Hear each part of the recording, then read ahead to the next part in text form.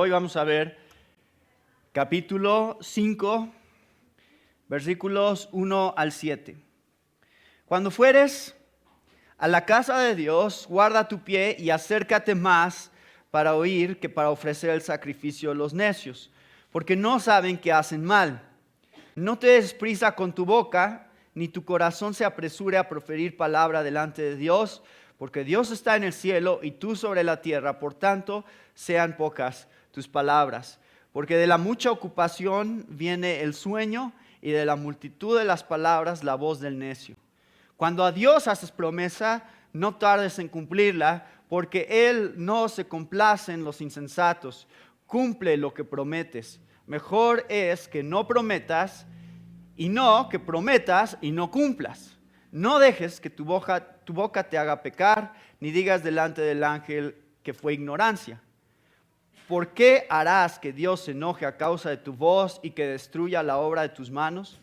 Donde abundan los sueños, también abundan las vanidades y las muchas palabras, mas tú teme a Dios.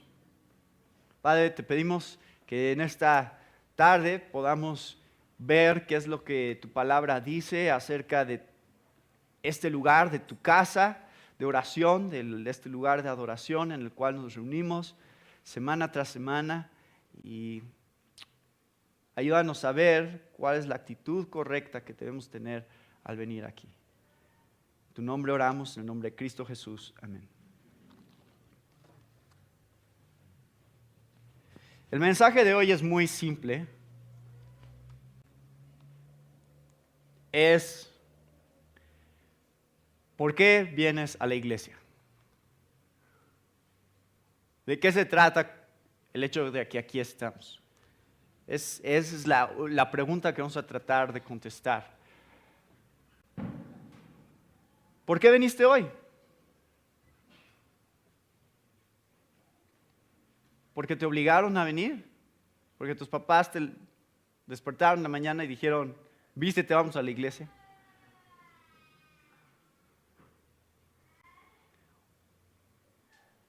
O los adultos a lo mejor dicen, bueno, pues ¿qué otra cosa hacemos? ¿Por qué no vamos a la iglesia? Al fin ahí está gente que nos cae bien. Y podemos platicar un rato, podemos tener nuestro día social. ¿Cuál es la razón por la cual venimos a la iglesia? Vamos a ver este pasaje y vamos a tratar de ver qué es lo que dice Salomón, o alguien inspirado en la vida de Salomón, pero creo que es Salomón, cuando analiza lo que está sucediendo dentro del templo. Y esto es probablemente de donde sale este pasaje. El templo de Salomón probablemente estaba a la vista de donde vivía Salomón, que podía normalmente contemplar cómo llegaba la gente y iba y venía, y hace un análisis de qué es lo que está pasando al ver todas estas tradiciones y rituales que están siguiendo los judíos día tras día, y hace estas observaciones. Pero creo que realmente se pueden aplicar a lo que tenemos hoy en día, como la iglesia también. Y es interesante porque, como hemos visto a lo largo del libro de Eclesiastés, no se menciona mucho a Dios en el libro, y hay varios capítulos que prácticamente no hay nada acerca de Dios, como vimos en el capítulo 4, por ejemplo, en el que no vimos nada acerca de Dios. Y de pronto tenemos aquí en 7 versículos más de 7 menciones acerca de Dios. Esta es la parte más intensa de todo el libro, que acerca directamente de Dios y de nuestra relación con Él. Entonces quiero que vean qué es lo que Salomón nos está diciendo aquí. Cuando fueres a la casa de Dios, ¿qué? Vamos a ver 3 cosas. Número 1, guarda tu pie. Y el autor, el predicador, Kohelet, nos va a hablar acerca de cómo es que debemos de prepararnos para ir a la casa de Dios. Número 1, date cuenta de qué significa la casa de Dios. Date cuenta de que no es cualquier cosa ir a la casa de Dios. Y la casa de Dios, como nosotros sabemos, no es un edificio en sí. O sea, este edificio, por mucho que nos guste y que lo arreglamos y todo, no es la iglesia, es la gente que viene y está aquí adentro, habitada por el Espíritu Santo de Dios, los que componen la iglesia de Dios, la casa de Dios. No es un lugar, y hay un sentido de asombro y de reverencia con respecto a lo que hacemos aquí, que debería de estar en nuestros corazones cada domingo. ¿Se acuerdan cuando Dios se manifestó a Moisés en la zarza ardiente en Éxodo 3:5? ¿Qué le dijo? No te acerques aquí, quítate las sandalias de los pies, porque el lugar donde estás parado es tierra santa. Y algo acerca de contemplar quién es Dios y estar en la presencia de Dios que es especial. Y la iglesia es diferente a todo lo que ustedes y yo hacemos toda la semana. Debería de ser. Hay algo especial acerca de este día. No es lo mismo lo que tú haces de lunes a viernes por lo regular. La mayor parte de tu tiempo no es lo mismo que lo que haces cuando vienes aquí. No quiere decir que no adoramos a Dios, o no servimos a Dios, o no estamos en comunión con Dios todos los demás días.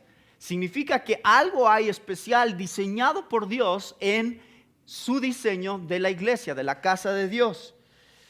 Y tiene este sentido de apuntarnos hacia Dios y hacia su majestad y quién es Dios realmente, que si ustedes se fijan en los diseños que han existido de las iglesias a lo largo de la historia, es interesante que, por ejemplo, muchas catedrales, ¿cómo están diseñadas? ¿Horizontalmente o verticalmente? Están diseñadas verticalmente, es intencional ese diseño. Querían tener algo que nos hiciera ver hacia arriba cuando la vieras. Es la razón por la cual la diseñaban así. Y ahora, más por cuestiones prácticas que por otra cosa, ya no diseñamos en realidad las iglesias de esa manera. Y ahora los edificios en general tienen más un diseño horizontal. Y nos hemos acostumbrado en nuestra cultura a, en realidad, pensar más acerca de nosotros cuando venimos a la iglesia que acerca de Dios. Pensar más en cuanto a cómo me va a beneficiar a mí, cómo me va a ayudar a mí, qué va a decir el predicador que me motive, que me ayude a vivir mejor a mí. Y entonces vivimos en una cultura que tiende a enfatizar el individualismo que veíamos el domingo pasado. Y pensamos que la iglesia se trata acerca de eso, se trata acerca de entretenernos un rato, pensamos que se trata acerca de hacer cosas que nos gusta hacer, y hemos perdido este sentido de que algo acerca de la presencia de Dios y de algo especial que quiere hacer en su pueblo se manifiesta especialmente en lo que sucede cuando nos reunimos todos juntos. Algo profundamente sublime y glorioso debería de estar sucediendo cada domingo que nos reunimos. Pero es fácil caer en la monotonía y en la tradición y decir, esto es lo que hacemos. Y lo hacemos semana tras semana tras semana, y ahí vamos otra vez y nos levantamos otra vez y ahí vamos a la iglesia, y a veces no queremos ir y a veces tenemos sueño, pero decimos, pues eso es lo que hacemos. Vamos.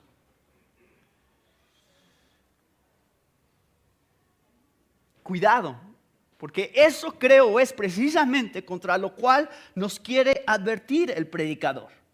Cuidado con caer en la tradición y en el hábito y en la monotonía de lo que significa reunirnos todos juntos en la casa de Dios.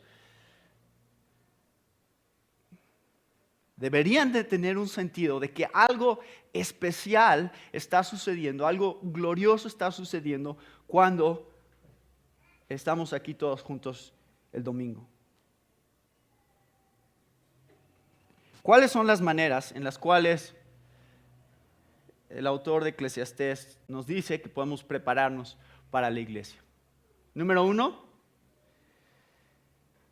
guarda tu pie, prepárate, cuidado, antes de entrar hay algo que aquí está implícito dentro de este pasaje, que es algún tipo de preparación que debe de existir mentalmente y espiritualmente acerca de lo que va a suceder.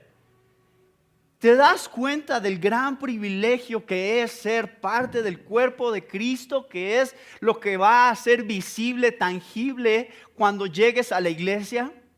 ¿Te das cuenta que tú eres parte de eso? ¿Lo piensas antes de venir? Voy a ir a unirme al resto del cuerpo de Cristo, comprado por la misma sangre de Cristo, con el mismo Espíritu Santo morando dentro de nosotros. Eso es la gente que voy a ir a ver. ¿Hay algún sentido de asombro y de pensar, Señor, gracias, gratitud por pensar en que Dios nos ha concedido ser adoptados como sus hijos y formar parte de una familia? Eso es por un lado. Creo que a lo que va a ir el predicador. Va a decir, prepárate, guarda tu pie antes de ir a la casa de Dios. Y hay otro detalle, y lo hemos visto en otro estudio, que es el estudio de la parábola del sembrador y de los tipos de tierra, en el que hemos hablado acerca de esto, que Jesús advirtió, ten cuidado cómo escuchas, ten cuidado cómo te preparas para escuchar la palabra de Dios. Y creo que aquí también dentro de esto, de guardar nuestro pie, está el hecho de que preparándonos, anticipando lo que viene cuando nos reunimos, cuando nos preparamos para venir aquí, hacemos ciertas cosas que preparan nuestro corazón.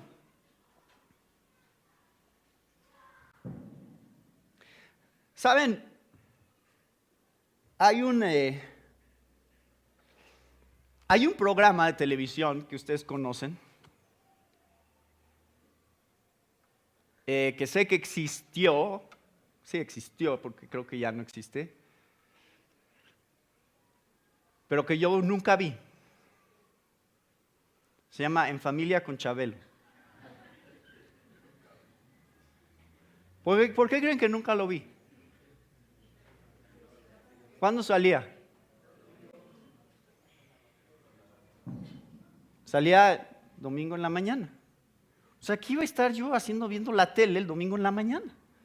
Nunca lo vi. Jamás, en toda mi vida, nunca vi En Familia con Chabelo. Sé que existe y sé quién es Chabelo. Y sí lo he visto en la tele, pero nunca dentro de ese horario.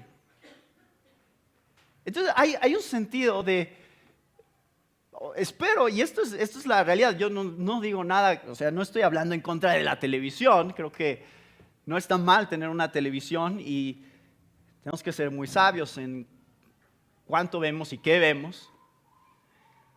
Pero creo que hay horarios y tiempos en los que ver la tele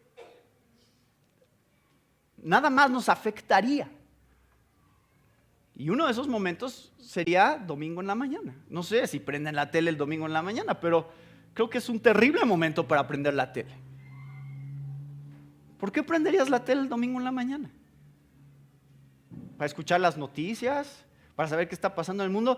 Ya tienes 6 días de eso. Ya tienes toda la semana donde te están invadiendo de los medios de comunicación y las noticias todo el tiempo. Y no sé si lo han experimentado, pero ¿han visto alguna vez un programa de televisión y después se ponen a leer su Biblia y sienten como si les hubieran dado un jalón así de cambio de tema y de canal, literalmente? que dices, a ver, como que es completamente otro mundo aquí. O sea, abro la Biblia y estoy viendo algo totalmente diferente a lo que yo estaba contemplando en la televisión, o al revés, ¿no? Estás leyendo tu Biblia o estás escuchando algo relacionado a la palabra de Dios y prendes la tele y sientes cómo es un cambio completamente diferente en temas y en profundidad y en importancia. Inclusive, vamos más lejos, entonces, no es nada más lo que hacemos el domingo en la mañana, sino es también lo que hacemos sábado en la noche, que nos prepara. Y es un sentido de entender qué tan serio es lo que venimos a hacer aquí. Sábado en la noche tampoco es momento para ver la televisión. Nuevamente, no les estoy diciendo que no la pueden ver y que la televisión es mala. Simplemente les estoy diciendo que hay un aspecto de preparación que deberíamos de tener en la palabra de Dios para llegar hasta aquí a la iglesia ya en un espíritu y en una mentalidad de reverencia y de asombro ante quién es Dios y qué es este lugar. Eso creo es parte de lo que está diciendo aquí Salomón. ¿Ustedes sabían de qué iba a predicar hoy? ¿Sabían o no? Pues qué mal que no supieran. Porque el domingo pasado terminamos el capítulo 4, ¿verdad? Y esa es la ventaja de la predicación expositiva. Ustedes ya saben qué sigue. ¿Qué sigue del capítulo 4? Capítulo 5. ¿Podrían haber leído este pasaje antes de venir? 7 versículos. No sabían que íbamos a hacer hasta el 7, pero ustedes pueden prepararse para lo que viene. No siempre saben, pero la mayoría de domingos deben de saber qué sigue. Porque vamos en orden, así estamos estudiando la Biblia. Entonces ustedes podrían el sábado en la noche rápidamente leer el pasaje, hacer sus propias observaciones y hasta me corregirían el domingo. Dirían, oye hermano, yo vi algo que usted no vio en el pasaje, algo importante. Pero es esta mentalidad de prepararnos y de estar conscientes de qué es lo que venimos a hacer antes de venir. O sea, ya sabemos qué es lo que venimos a hacer y qué tan importante es. Y el autor de Eclesiastés quiere que tengamos en nuestro corazón un sentido de importancia en nuestros corazones con respecto a eso. Que no nada más sea rutina, que no nada más sea tradición, que no nada más digamos, pues ya fui, ya cumplí con lo que significa ir a la iglesia porque llegué a tiempo. Que sería otro tema también sobre estar preparados, ¿verdad? Dormirnos temprano para podernos levantar temprano, para poder llegar a tiempo, y eso se mostraría también un sentido de entiendo que esto es importante. ¿Cómo nos vestimos? ¿Muestra preparación? Probablemente también. Si es la única playera y los únicos pantalones que tengo limpios son los que me pongo, pero podría pensar, a ver, cómo también la manera en que me visto y cómo la manera en que me presento delante de Dios muestra que entiendo que esto es algo importante y no es como ir a jugar básquetbol, por ejemplo, o ir a un picnic. No estoy regañando a nadie, pero esas son algunas de las cosas que quiero que piensen sobre este pasaje. Guarda tu pie. Cuando fueras a la casa de Dios, cuidado con la manera en que te acercas a la casa de Dios. Si yo ando caminando con mi taza de café, ¿qué ha pasado? Y alguien de ustedes choca contra mí, ¿qué es lo que se derrama? El café. ¿Por qué? Porque acabo de servirme café.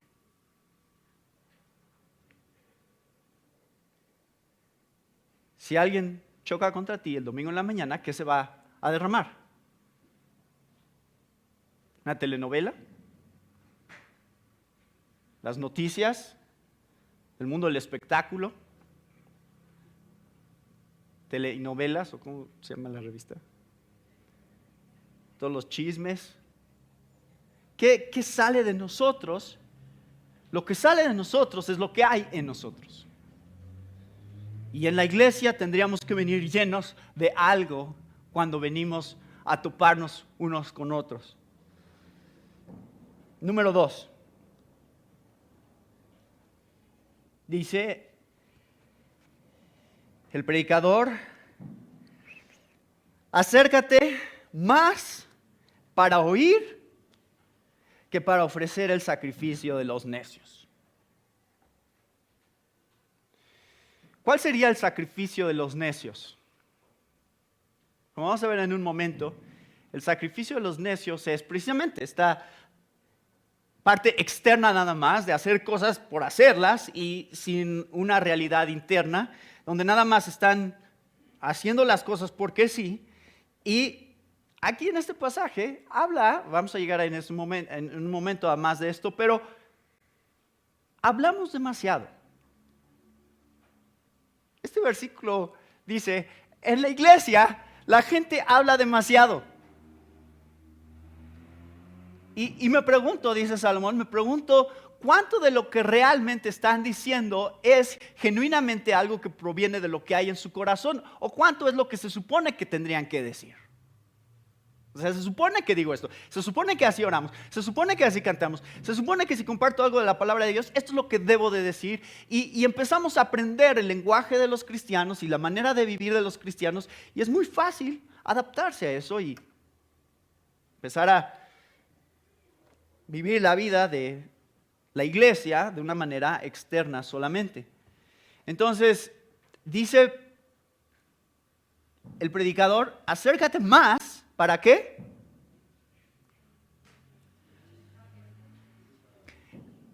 Lo más importante que vienes a hacer a la iglesia es a escuchar, no hablar, escuchar.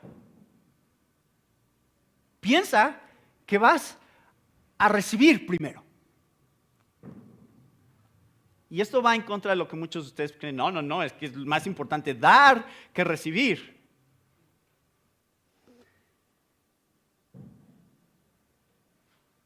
¿Qué vas a dar? Es la pregunta. No tienes que recibir antes.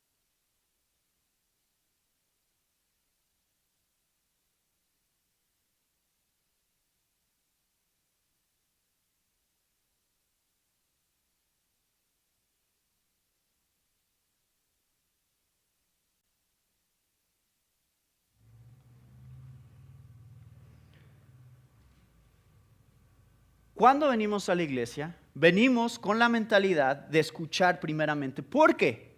Porque de gracia recibimos, de gracia damos. Señor, dame lo que tienes que darme cuando voy a tu iglesia. Voy a venir listo para recibir lo que sea que tú quieres hacer en mí y que de ahí fluya lo que yo puedo hacer y decir por otros. Santiago 1:19, ¿qué dice?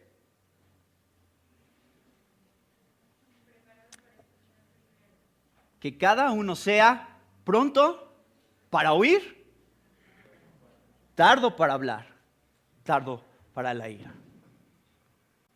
Eso aplica a todos, hasta a mi mamá. Hablamos demasiado, escuchamos poco, hablamos demasiado. Tenemos que estar viniendo a la iglesia preparados para escuchar, para recibir del Señor lo que tiene para nosotros. Y dice Hebreos 4:2, porque en verdad a nosotros se nos ha anunciado la buena nueva como también a ellos, pero la palabra que ellos oyeron no les aprovechó por no ir acompañada por la fe en los que la oyeron. Señor, ayúdame a tener un espíritu de fe cuando escucho tu palabra y cuando escucho las cosas que decimos en la iglesia. Ayúdame a creer realmente en mi corazón las cosas que vamos a estar diciendo. Esa es la actitud con la cual tenemos que venir a la iglesia. Número 2.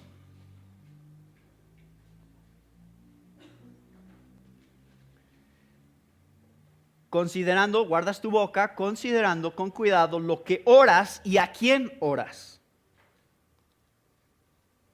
Dice, no te des prisa con tu boca, versículo 2, no te des prisa con tu boca, ni tu corazón se apresure a proferir palabra delante de Dios. ¿Por qué? Porque Dios está en el cielo y tú sobre la tierra. Por tanto, sean pocas tus palabras.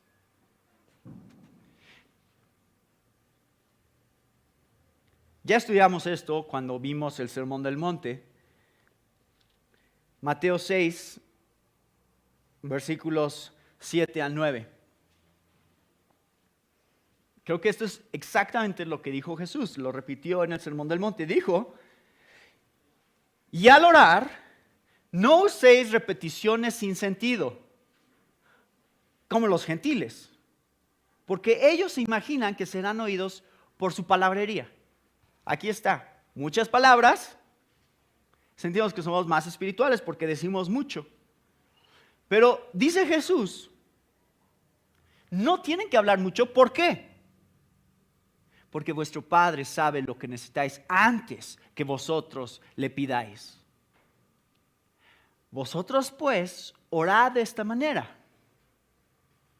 A ver, detente un momento. Antes de orar, antes de venir delante de Dios, y ya lo hemos dicho antes, decimos, es que orar es hablar con Dios. Y decimos, no, orar sí es hablar con Dios, pero no es nada más hablar con Dios, es mucho más que eso. Orar, o sea, hablar con Dios, decimos, hablar con Dios, pues yo hablo con Saúl. ¿Es lo mismo? No, no es lo mismo. Si yo hablo con Dios y hablo con uno de ustedes, es completamente diferente. ¿Por qué es diferente? Porque ustedes no son creadores, son creación. Es completamente, es una categoría diferente hablar con Dios, completamente diferente. No es lo mismo hablar unos con otros que hablar con Dios. Algo hay especial aquí que está sucediendo porque estoy hablando con mi creador, alguien que no tuvo comienzo, alguien que es inmutable, alguien que es eterno, santo, perfecto, y todas esas cosas lo separan de mí. O sea, es lo contrario de mí. Y por eso es que Jesús dijo, cuando oréis, digan ¿qué? Empiecen por ahí. Padre nuestro que estás, ¿dónde? En los cielos. Señor, tú eres trascendente primeramente. La inmanencia de Dios se refiere a su cercanía con nosotros. Él está cerca de nosotros. La trascendencia de Dios se refiere a la superioridad que Dios tiene sobre de nosotros. Y eso es exactamente lo que dice aquí el predicador. Dice, no te apures a decir palabras delante de Dios. ¿Por qué? Porque Dios está en el cielo y tú sobre la tierra. Tú eres creador, tú eres creación, Él es creador. Piensa eso antes de abrir tu boca. Piensa bien lo que vas a decir. Reconoce primero con quién estás hablando. Vean más adelante, Eclesiastés 10:14, dice, el necio multiplica palabras, aunque no sabe nadie lo que ha de ser. ¿Y quién le hará saber lo que después de él será? ¿Quieres ser necio? Habla sin pensar. Di lo que se te venga a la cabeza y háblalo. Ese es el ejemplo de un necio en la palabra de Dios. Alguien que habla mucho, alguien que no sabe, no ha pensado su relación con Dios y la trascendencia y la soberanía y la superioridad que Dios tiene sobre nosotros y piensa que puede hacer o decir lo que se le ocurra. Considera con cuidado lo que oras y a quién oras. Considéralo con cuidado. Eso es lo que está diciendo aquí Salomón. Sean pocas tus palabras. La tercera manera en que nos invita Salomón a guardar nuestra boca es, versículo 3, porque de la mucha ocupación viene el sueño y de la multitud de las palabras la voz del necio. Si te preocupas mucho, es lo mismo, o sea, eso. El preocuparnos mucho por cosas nos hace soñar mucho, eso es lo que está diciendo. Empiezas a preocuparte, empiezas a afanarte y entonces empiezas a crear todas estas ilusiones de cómo deberían de ser las cosas. Pero soñar es ¿qué? Soñar es nada. O sea, soñar no hace que nada sea real ni sea cierto. Es lo mismo hablar mucho. ¿Hablar qué hace? Nada, solo son palabras. Piensa más bien en qué es lo que hay en tu corazón, qué es lo que es real en tu vida, que eso sea lo que se refleja cuando vienes a la casa de Dios.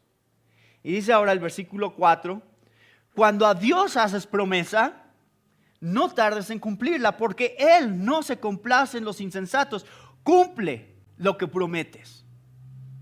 Mejor es que no prometas y no que prometas y no cumplas. No dejes que tu boca te haga pecar, ni digas delante del ángel que fue ignorancia, porque ¿por qué harás que Dios se enoje a causa de tu voz y que destruya la obra de tus manos?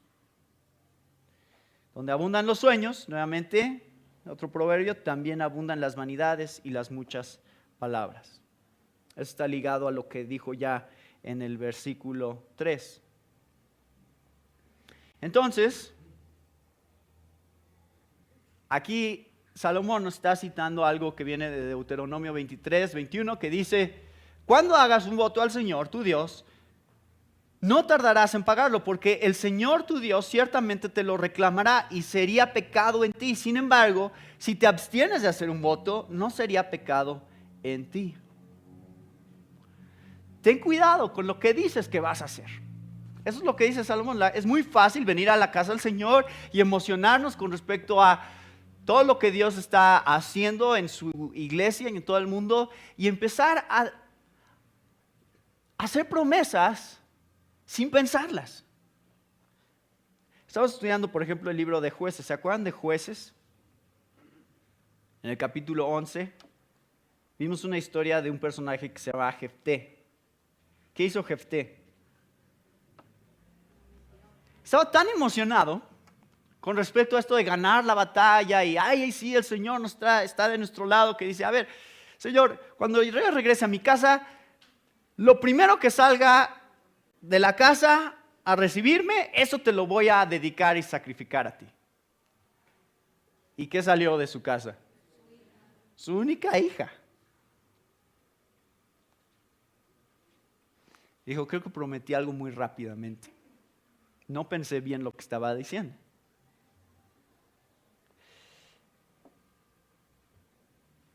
Y en el Sermón del Monte, Jesús también habló de eso.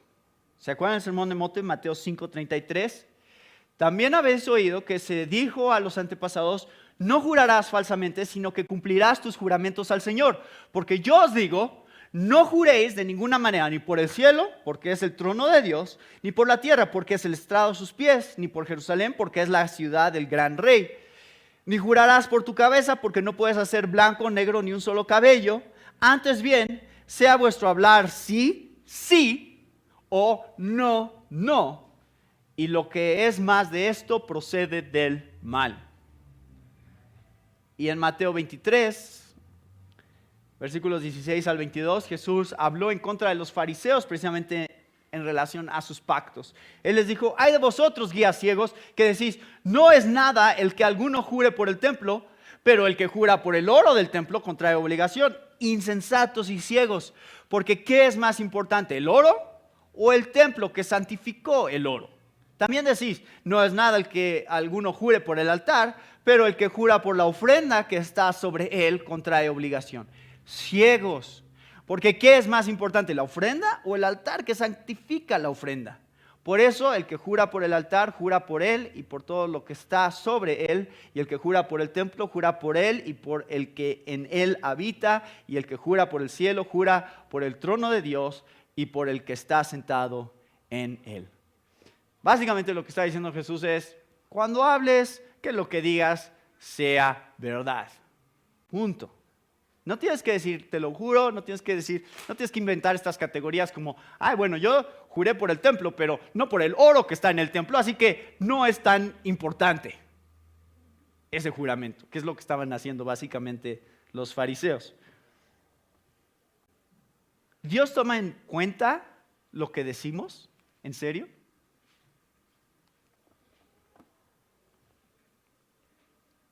Porque podemos decir, bueno, hermano, es que esto es el Antiguo Testamento, pero hoy en día creo que ya Dios no es tan duro con nosotros. Ya dice, bueno, está bien, sé que te equivocaste, sé que no estabas pensando claramente, no te preocupes, no lo tienes que hacer. Ya a lo mejor tienen en mente lo que prometieron para misiones, ¿verdad?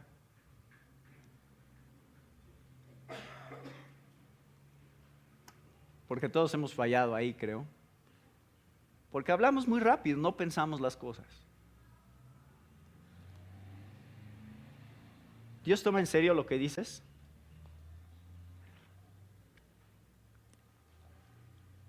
Hechos 5, 3 al 5 dice, Pedro ve a Ananías y le dice, ¿por qué ha llenado Satanás tu corazón para mentir al Espíritu Santo y quedarte con parte del precio del terreno? Mientras estaba sin venderse no te pertenecía y después de vendida no estaba bajo tu poder. ¿Por qué concebiste este asunto en tu corazón? No has mentido a los hombres, sino a Dios. Al oír a Ananías estas palabras, cayó y expiró. Y vino un gran temor sobre todos los que lo supieron. Si nosotros supiéramos sobre un caso aquí de alguien que prometió algo a Dios y no lo cumplió, y en el momento en que es confrontado por eso se muere, ¿no nos haría a nosotros pensar un poquito más en serio sobre las cosas que nosotros prometemos a Dios? Ahora, quiero que ustedes sientan la importancia que la palabra de Dios quiere darle a nuestra palabra. Cuando dices algo, ¿qué tan en serio lo estás diciendo?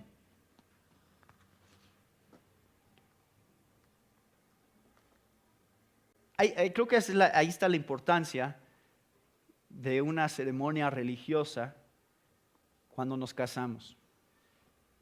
Ayer fuimos a una boda.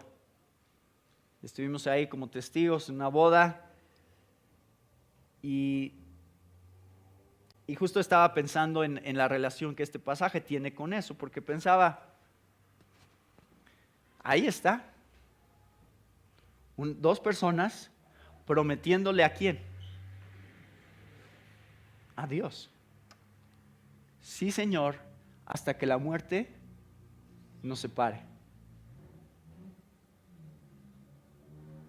Dice el versículo 6, no dejes que tu boca te haga pecar, ni digas delante del ángel que fue ignorancia. Ay, Señor, es que yo no sabía lo que estaba haciendo. Yo no lo conocía bien. No digas eso. Tú le prometiste a Dios hasta que la muerte nos separe. Dios toma nuestras promesas, nuestros votos en serio.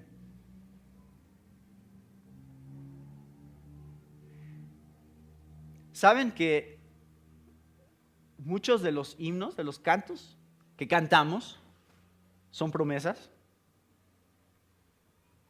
Piensen en lo que estamos cantando. Cuando estamos cantando, ¿cuánto de lo que estamos cantando es algo que le estamos diciendo al Señor? Sí, Señor, esto Esto es lo que yo pienso acerca de ti, es lo que yo digo acerca de ti y es lo que voy a hacer.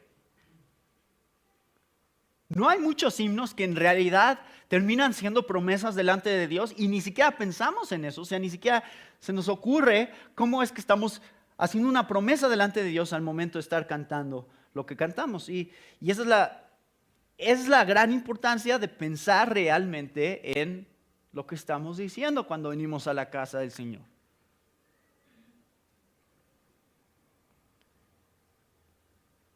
Lo que tú has prometido al Señor, págalo. Donde abundan los sueños, también abundan las vanidades y las muchas palabras.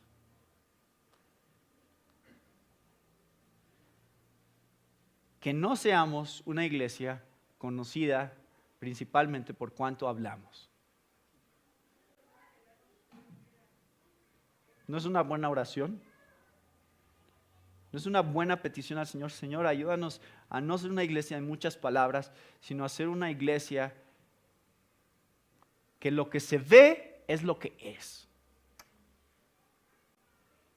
O sea, lo que decimos es realmente lo que viene desde el fondo de nuestros corazones. Y esa es la tercera cosa, y esta es la última frase de este pasaje. Guarda tu corazón, y guarda tu corazón al tener tus prioridades en orden, al entender que cuando venimos delante de Dios, venimos delante de un Dios asombroso. Dice, concluye esta sección, dice, en lugar de eso, en lugar de hablar mucho, en lugar de hacer promesas que no cumples, en lugar de hacer estas oraciones larguísimas y hablar y hablar y hablar y sentir que eres más espiritual porque hablas horas tan largo, en lugar de eso, ¿haz qué? Teme a Dios. Que esa sea la base de tu vida, que de ahí fluya todo lo que vienes a hacer aquí en la iglesia. Vean, ya lo vimos en el capítulo 3, versículo 14 de Eclesiastés, donde dice, he entendido que todo lo que Dios hace será perpetuo, sobre aquello no se añadirá, ni de ello se disminuirá, y lo hace Dios para que delante de Él teman los hombres. Lo que Dios está haciendo en nosotros, en llevar la historia por un camino determinado a donde Él lo quiere llevar, todo lo que Él está haciendo en nuestra iglesia hoy, todo lo que Dios hace es para su gloria, para que le temamos. ¿Qué tipo de temor es el que describe aquí la palabra de Dios? El tipo de temor que tiene un niño que es golpeado por su padre porque no obedece. ¿Ese tipo de temor? ¿Qué tipo de temor es? Y vean, esto es de hecho cómo concluye también, va a concluir el libro de Eclesiastés. Vean capítulo 12, versículo 13. El fin de todo discurso oído es este: teme a Dios y guarda sus mandamientos, porque esto es el todo del hombre.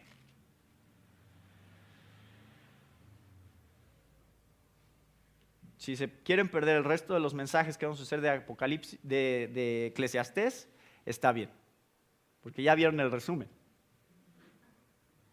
De eso se trata el libro.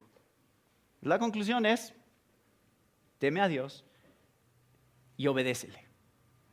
Lo más importante que puede una persona hacer o entender en su vida. Entonces, cuando dice aquí, teme a Dios, creo que está haciendo una referencia a algo que Salomón ya también dice en Proverbios 1:7, que es el principio de la sabiduría es el temor a Jehová. Entonces, ¿qué es el temor a Dios?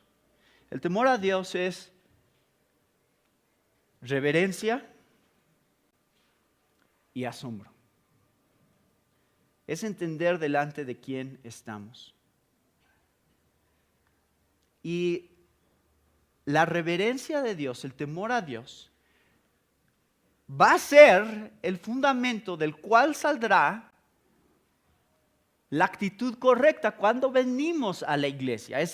La reverencia a Dios es lo que va a hacer que guardemos nuestros pasos cuando entramos a la casa de Dios. La reverencia a Dios es lo que va a hacer que nos acerquemos primero a escuchar antes de hablar como necios.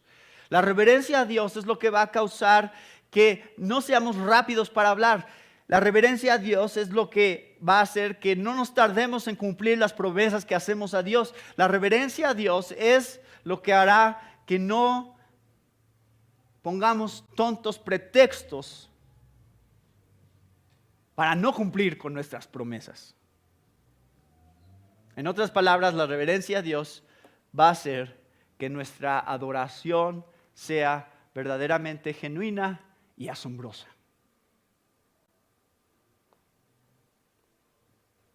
Entonces quiero mostrarles por lo menos 4 maneras en las cuales guardamos nuestro corazón al temer a Dios. De donde viene el fundamento para todo lo demás que ha venido diciendo el autor de Eclesiastés. Número 1, tememos a Dios viendo su poder. Salmo 89, 6 al 8. Porque ¿quién en el firmamento se puede comparar al Señor? ¿Quién entre los hijos de los poderosos es como el Señor? Dios, muy temido en el consejo de los santos e imponente sobre todos los que están en su derredor. ¿Te asombras del poder de este Dios?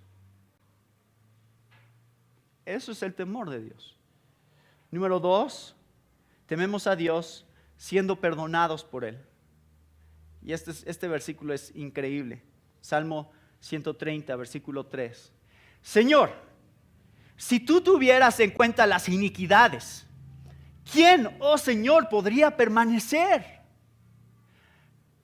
Pero en ti hay perdón para que seas, y es la palabra, temido. Para que seas temido. ¿No es un versículo extremadamente raro?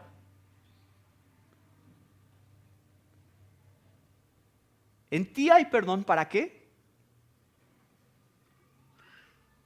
Si tú quieres realmente temer a Jehová, ¿qué necesitas experimentar? Su perdón. Y Abimael estaba hablando algo acerca de eso hoy en la mañana. Hablaba acerca de la ira de Dios. Hablaba acerca de la propiciación que Dios ha hecho en nuestro lugar a través del sacrificio de Cristo. Y ese entendimiento de lo que significa ser perdonados por Dios trae temor de Dios, porque entiendes qué es lo que significa cuando Dios dice te perdono. No es nada más como cuando nosotros nos decimos te perdono, porque cuando nosotros te decimos te perdono, puede ser como, pues sí, me cerraste la puerta en la cara, perdón. Y, son estas situaciones muy superficiales con las cuales estamos lidiando normalmente cuando hablamos del perdón. No entendemos la magnitud de lo que significa realmente el hecho de que Dios nos haya declarado justos, porque no entendemos cuánto vale en realidad el sacrificio de Cristo, y no entendemos qué tan grave es nuestro pecado delante de Dios, y no entendemos cómo es que Jesús dijo en la cruz, Dios mío, ¿por qué me has abandonado? Esos son misterios que no entendemos. ¿Qué está pasando ahí? Si alcanzamos a escarbar nada más un poquito en lo que significa el perdón manifestado en la gracia de Dios a través de su Hijo, si empezamos a entender, aunque sea tantito de lo que eso significa, ese sería el primer paso para entender qué es lo que significa realmente temer a Dios. Esa es la razón por la cual solo los hijos de Dios pueden tener un temor correcto de Dios. Porque solo los hijos de Dios han sido perdonados por Él. Tememos a Dios confiando en Él. Salmo 115, versículo 11. Los que teméis al Señor, confiad en el Señor. Él es vuestra ayuda y vuestro escudo. Eso es lo que significa temer al Señor, confiar en Él, saber que Él es todopoderoso para hacer lo que sea necesario para cuidar a su pueblo. Entonces quiere decir que, como leíamos en Mateo 6, vivimos vidas libres de ansiedad porque entendemos la clase de padre que tenemos. Si Él cuida de las aves, si Él cuida de los lirios del campo, ¿de qué me preocupo? Salmo 112, versículo 1, nos habla de otro aspecto del temor de Dios, que es deleitarnos en Él. ¡Aleluya! ¡Cuán bienaventurado es el hombre que teme al Señor, que mucho se deleita en sus mandamientos! Ahora, todo esto les está mostrando qué significa temer a Dios, qué tipo de temor es. Un temor que ve su poder, un temor que es perdonado por Él, un temor que confía en Él, un temor que se deleita en Él. Eso es lo que describe la Biblia como el temor del Señor. Entonces no es el tipo de temor que mucha gente cree que es. Y por último, dice Salmo 119, versículo 63. Compañero soy de todos los que te temen y de los que guardan tus preceptos. A ver, ¿vieron ahí la conexión? Compañero soy de los que te temen. O sea, ¿hay una categoría de gente que teme al Señor pero no guarda su ley? No. Si tú temes a Dios, eres de esta categoría, de los que guardan los preceptos de Dios. Eres de los que están siendo santificados para amar la ley de Dios, para amar las cosas que Dios ama y odiar las cosas que Dios odia. Y eso es lo que dice el autor de Hebreos, en Hebreos 12, 28 al 29. Por lo cual, puesto que recibimos un reino que es inconmovible, demostremos gratitud mediante la cual ofrezcamos a Dios un servicio aceptable. A ver, ofrecemos un servicio a Dios aceptable con, y aquí está, con temor y reverencia. ¿Por qué? Porque nuestro Dios es fuego consumidor.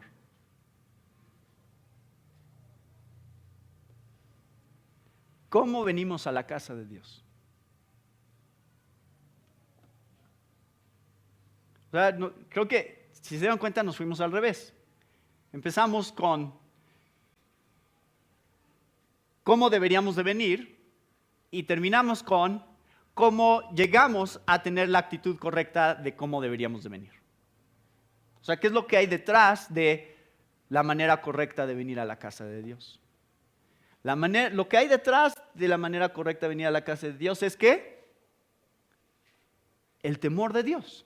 De ahí surge todas las actitudes correctas que nos van a llevar a que esto no sea una rutina y una tradición de lo que hacemos domingo tras domingo, tras domingo, tras domingo, y que digamos, pues es nuestro club social y ya sabemos qué es lo que vamos a hacer y ya sabemos qué es lo que tenemos que decir y ya sabemos qué himnos vamos a cantar y ya sabemos cómo funciona esto.